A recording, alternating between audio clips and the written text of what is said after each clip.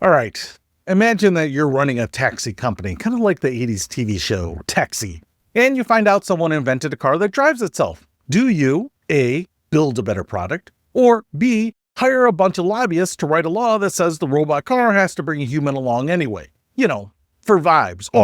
For the protection of the riders. If you picked B, congratulations, you're Uber. What's happening, Panda Nation? Peter Von Panda here. All right, so Uber CEO Dara Khosrowshahi, I am sure I did not say that right, has been on this press tour for a while now, absolutely gushing about autonomous vehicles. He's out there calling self-driving a $1 trillion opportunity, saying Uber's going to be the largest facilitator of autonomous trips in the world. Robo-taxis in 15 cities by the end of the year.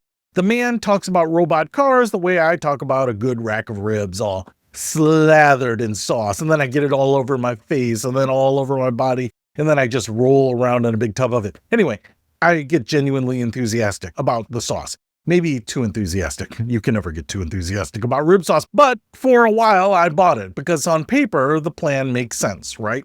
Uber's everywhere. It's not even a company name anymore. It's a verb. Nobody says, I'll hail a ride share. You just say, I'll Uber over there. That's the kind of brand power money can't buy. So my thinking was, Uber doesn't need to build its own robot car. It just needs everybody else's robot cars on its app.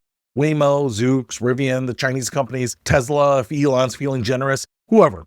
Uber becomes the storefront, they provide the merchandise, and everybody gets paid. And to be fair, that is literally the official strategy. Uber has thrown roughly $10 billion at more than 30 autonomous vehicle companies. Investments, partnerships, the whole buffet. And then I started noticing something. These robot car companies, they keep launching their own apps. Waymo lets you hail their cars through Uber in Austin and Atlanta. Cute partnership there. Everybody's smiling in the press photos. Meanwhile, in 9 other markets like San Francisco, LA, Phoenix, Miami, Waymo says, you know what, we're good. Just download our app. And just recently, Waymo and Uber quietly ended their pilot program in Phoenix. They called it a graduation. Sure, a graduation. Sometimes I'm pretty sure they just think the public is stupid. Anyway, it raises kind of an awkward question. If the robot doesn't need a driver, do driverless cars need Uber? Think about what Uber actually is. It's a matchmaking service. It connects a person who needs a ride with a random guy named Doug who has a Camry and questionable taste in air fresheners and music. And that middleman role exists because the supply, the drivers, are scattered across millions of individual people. But a robotaxi fleet? That's just one company, one owner. They don't need a matchmaker. Waymo already knows where all of its cars are. It's the difference between a dating app and just being married. So I'm starting to get the feeling that Uber is quietly terrified about being made obsolete. For a while, I was on the fence about this, and then I found this thing that crystallized it for me. And folks, I think it's a doozy. It's called the 85% rule. Public records, this got dug up by Wired, I think it was. They showed that Uber's lobbyists had been circulating draft legislation in New Jersey. And the draft says that any driverless ride-hail platform operating in the state would need human drivers handling 85% of its rides for 3 years. So read that again. A law about driverless cars requires drivers. Now think about who could actually comply with that. Waymo has 0 human drivers. Zoox, 0. Tesla's robotaxi, 0. You know who has millions of human drivers just sitting there, farting into seat cushions across America? Uber. This law doesn't regulate the robotaxi industry. It regulates the robotaxi industry into Uber's waiting arms. If you're Waymo and you want to operate in New Jersey under this rule, you basically have 2 options. Spend years building a massive human driver operation from scratch, the exact thing that your entire company is trying to disrupt, or plug into a platform that already has one. Oh, I wonder whose that is. I don't know. What's a big company that has a bunch of freelance drivers? Anyway, it's basically just a moat for Uber. A big, beautiful, legally mandated moat. 3 years of guaranteed relevance, written into the state law, drafted by lobbyists. That's not competing, that's cheating with extra paperwork. And look, let me be very clear, because I don't want you to take this the wrong way. I'm not against having a safety supervisor in these cars. Really, honestly, if the argument is this technology is pretty new, ooh, let's have a human in there until it really proves itself as safe, then I kind of get that. That's a real legit conversation to have. But that's not what this is, because follow my logic here at least. If human oversight is a genuine safety necessity, why would you mandate 85% of the rides? What about the other 15% of the rides? Are those passengers just expendable?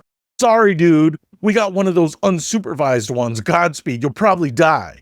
If this were actually about safety, then the number would be 100%. The fact that it's 85 tells you the number was never about safety. It's about economics. It's about forcing your disruptor to carry the same cost structure that you have, the human. So they can't undercut you. They can't be the far cheaper alternative. You can't beat their technology, so you handicap them. It's like making sprinters wear leg braces because you can't run. And here's the other thing. Waymo is already out there right now doing over 500,000 paid rides every single week with nobody in the driver's seat. Regulators in multiple states have signed off on it. The safety data is public. Nobody serious is out there claiming that these things are mowing down pedestrians, just killing people, robot apocalypse. So the safety framing lands a little hollow when the driverless future isn't hypothetical. It's currently idling outside of Chipotle. I mean, would you get in one, by the way? A car with no driver, no steering input? Actually, when I was in LA, I purposely hunted one down. I wanted to try it out. It was good, and it was cheaper. Anyway, New Jersey isn't even the whole story. Over in Washington, D.C., there's a bill that would let robo-taxis operate with no safety driver at all. And Uber is fighting it. Surprise, surprise. Uber is backing an alternative that would slap a $1 million application fee on autonomous-only operators, plus a 15-cent per mile tax, $1 million cover charge, and a per-mile tap. That's not regulation. That's a nightclub with a grudge. And Uber's head of policy said the quiet part out loud at a DC council hearing. He argued one driverless car displaces about 4 human drivers, and that there should be the legal requirement, an actual law that consumers must always have the option of an Uber driven by a human, which sounds pretty noble until you remember that nobody passed a law requiring elevators to keep an elevator operator on staff just in case someone wanted an elevator operator. The market totally sorted itself out on that one. Oh, and my personal favorite detail here, an earlier version of one of these bills reportedly required robo-taxis to have 3 different types of sensors: cameras, radar, and LiDAR, which just happens to outlaw Tesla's camera-only approach. What a coincidence. What are the odds of that? Someone on Forbes compared this whole thing to passing a law saying Ford can only sell cars if it sells horses and runs a stable. And honestly, that's exactly it. That's the whole play. Now, to be fair, does Uber have a counter-argument? Well, let me give it to you straight. They say hybrid networks, humans plus robots on one app, are actually more efficient, claiming vehicles on their platform get something like 30% more trips per day than standalone robotaxi services. Robots handle the predictable stuff. Humans flex for rush hour and rainstorms. And Dara keeps telling investors that Waymo's launches have had zero effect on Uber's business, that this isn't a winner-take-all market, that everything's totally fetched. There's nothing to see here. Move along, people. But here's my problem. If Waymo truly has no effect on your business, why are your lobbyists drafting laws specifically designed to slow Waymo down?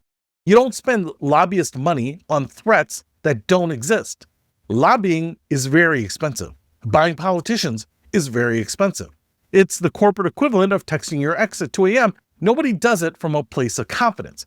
And even Uber's own product chief has admitted that the company is not in a race to actually build self-driving tech. So picture the position they're in. They don't make cars. They don't make the software. They make the app, the service. They are by definition just the middleman that wants a cut on either end. And the entire question about Uber's future comes down to whether the companies that do make the cars decide the app is worth that cut. Some will, at least for a while, I'm guessing. Uber's demand and operations muscle is pretty real, and I'm not saying that they will vanish overnight. But long term, every robo-taxi company that launches its own app is a vote, and the votes are starting to come in. So when I read that article and realized that the tech company was not writing code, but writing legislation, I realized that they weren't penning a growth strategy, they were penning a hostage note. And I figured Uber saw this asteroid coming. They just realized they didn't have a bunker. And to be totally frank with you, if my entire business model could be ended with a Jaguar loaded with a bunch of ugly sensors, I would probably be lawyering up too. So I guess the question is, if you're wondering if Uber is staring down the barrel of automation and wondering if they should fight fair or fight dirty, I think Uber just answered the question for everyone. Peter Von Panda, out.